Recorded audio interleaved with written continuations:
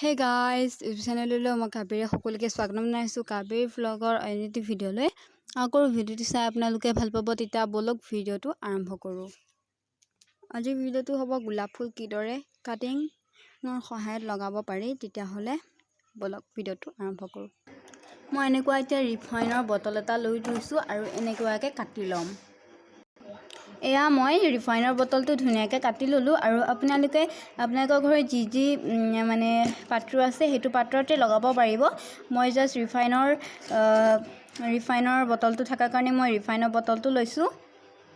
এতিয়া লৈছোঁ মই এয়া গোবৰ আৰু এয়া গোবৰ বেছি নাই লোৱা, ইয়াত গোবৰ আৰু মাটি মিক্স আছে। আৰু এতিয়া মই ধুনীয়াকৈ পাত্ৰটোত ভৰাই ল'ম। গোবৰ আৰু মাটিখিনি খুব ধুনীয়াকৈ ভৰাই ল'লোঁ আৰু এতিয়া মই গোলাপৰ ডালকেইটা ধুনীয়াকৈ গুজি দিম। গোলাপৰ ডালটো লওঁতে আপোনালোকে চাব লাগিব যে গোলাপৰ ডালটো অকণমান বুঢ়া আছে আৰু মোৰ এয়া মানে গোলাপবিলাক ফুলিয়ে আছে, সেইকাৰণে এটা ফুলা ডালকে ল'লোঁ আৰু এতিয়া ধুনীয়াকৈ গুজি দিম।